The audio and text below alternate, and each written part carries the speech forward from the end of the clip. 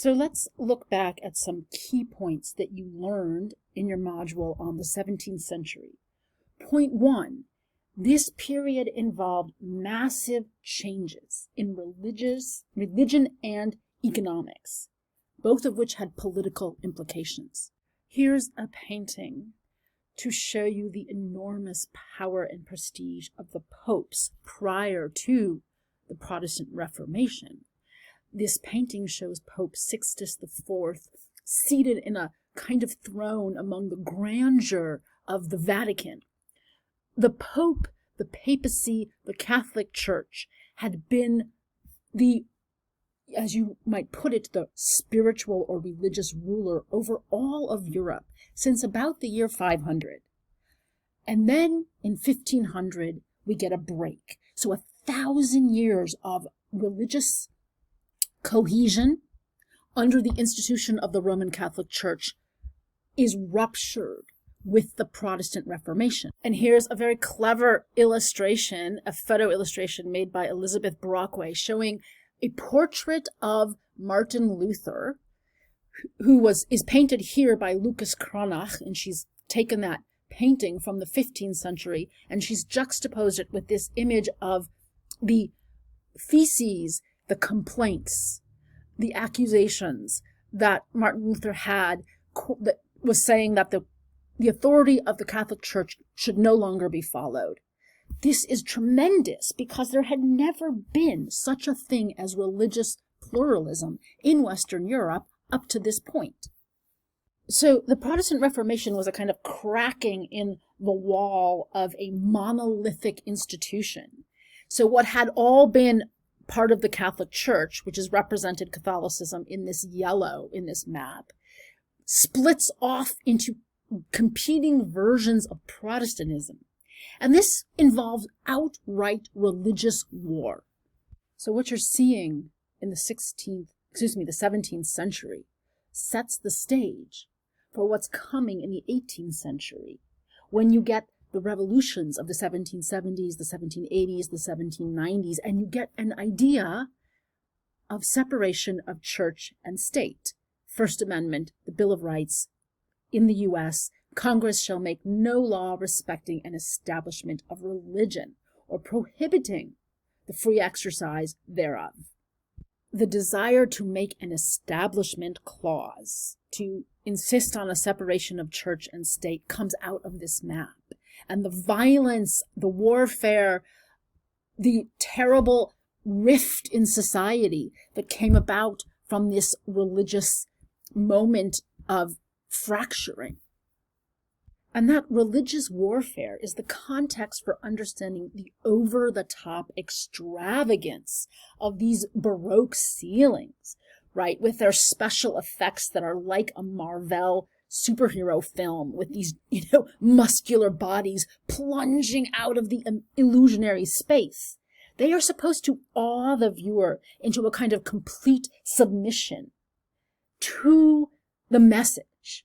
They are propaganda. And in fact, the word propaganda was coined by the Counter-Reformation popes. The root of the word is propagate. They wanted to propagate the faith, and they used really sensationalist art to do that. The second critical point you learned and must remember is that the Dutch Republic was the center for a new economic system called capitalism. And these capitalists, these business people who made their money trading in commodities like coffee and chocolate that they acquired with their ships moving overseas, they became important patrons of art. The values of the businessmen informed the portraits of Hals and Rembrandt in his early successful phase. They informed the genre scenes of Vermeer. So when Johann Vermeer paints The Astronomer in 1668, we see this man intent on acquiring knowledge and holding a globe to understand navigation, to understand how to move those ships around the world to acquire things like coffee and chocolate. So the middle class was gaining ascendancy through knowledge, technology, trade, and we are seeing a new art for the middle class. So what does that mean, middle class? That word's thrown around a lot, and it can be kind of vague. Let's be specific to this historical period. Understand that prior to the 16th and 17th centuries, Europe was a world where overwhelmingly the aristocrats held all the economic and political power. So who are the aristocrats? You're an aristocrat if you have a title such as Duke or Duchess, Lord or Lady, Prince or Princess, King or Queen, where you hold hereditary power, wealth, and privilege because you are believed to descend from superior ancestry. So here is the Duke of Burgundy, surrounded by his knights, his courtiers, all of the people who fawn over him and his wealth and his power, which is based on the land that he owns. He owns and controls land because at this time, the basis of the economy is agriculture. It's an agrarian economy. So he has serfs, peasants, people working for him, the underclass who work the land, who toil. And you can see how different their world is here in February, where they're working in the snow with the mule, hacking away at the trees. You can see the sense of deprivation as they sit before the fire. In this world, this agrarian world, this world of aristocrats and peasants and of wealth based on the land, there was essentially no middle class except for a few rare pockets. And there was no social mobility. You can't go from being the person toiling uphill with the mule to being the person sitting here at the table with golden platters. Nicholas Rutz here is no duke. He did not inherit a title or his wealth in the form of land. He earned it, trading furs. And that is going to change the political situation, where you're going to have a class of people who have economic power, and they're going to want the political self-determination that you will see in the revolutionary era. This idea that the people, the business people making money through trade and investment instead of hereditary landholding, you will see this changing society, and you will see this depicted in a very satiric, witty way in this Hogarth painting, in which we see two classes.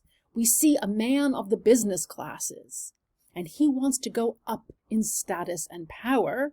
So he's sitting there with the old status and power. Here's an aristocrat. You can tell by the way he's dressed in his the elegant clothing of a duke or a marquis, and he's holding this diagram that shows his family tree going back to early knights, right? That he's an aristocrat based on nobles that go back in time and are said to be superior. So the merchant is marrying off his daughter because, unfortunately for women, they were essentially property. They had no rights. They could not control their self-determination. She doesn't have any say in the matter. And she's being married to this guy who is the son of the aristocrat, who's looking at himself in the mirror, because we're supposed to understand him as he takes, this is snuff, which was like tobacco you stuck up your nose to kind of get high instead of smoking tobacco. And we're supposed to understand from his spindly legs that he's not really in good health, and maybe there's some inbreeding that's happened, because the artist, Hogarth, is on the side of this new middle class and is suggesting that the old aristocrats are decadent. So what you're seeing are some class tensions that will be playing out. Look at this painting. It depicts the entrepreneurial middle class economy of trade, principally through ships. And it's by Willem van der Velde II, a Dutch painter. It's titled Calm, French Merchant Ships at Anchor.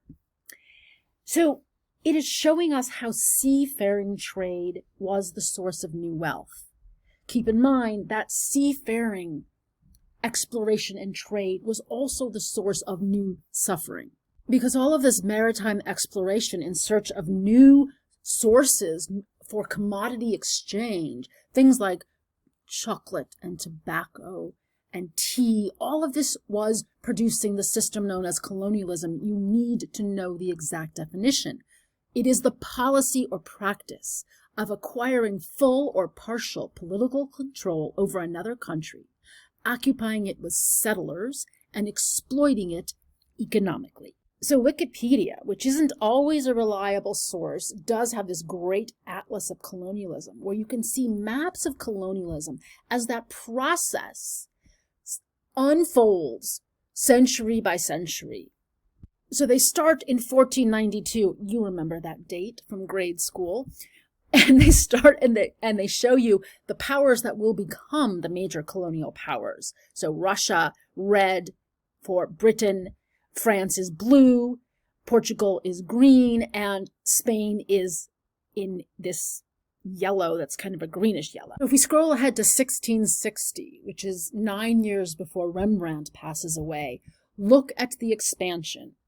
We've all, as American educated students, learned about the settlers on this coast of the Americas. We've learned about how Spain took over such a massive amount of Central America, South America, the Caribbean, Florida, and brought the Spanish language to this day, the language of these regions, and the British bringing English to this day, the language of the United States. So here is where the history of Europe intersects with the history of the Americas through the process of colonization.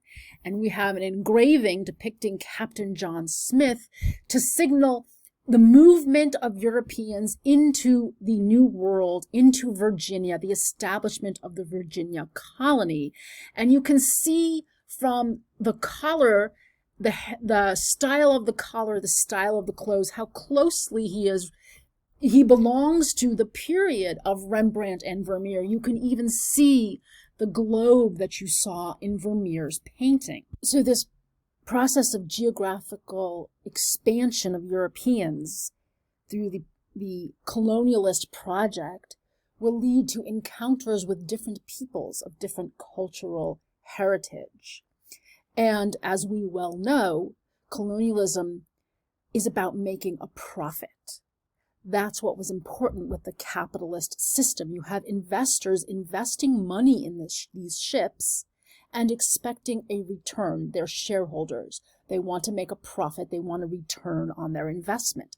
They want more money coming in back to them than they initially invested. So what happens is there's a need for exploitation of labor. If you make sure that the laborers don't get any of the profits, you can keep the profits for yourself. And we will get the invention of racial systems to justify the exploitation of people who look differently than the European colonizers. They had already exploited the peasants in their own lands, and so they were building on that system, now using a justification of skin color as a way to track who's exploitable.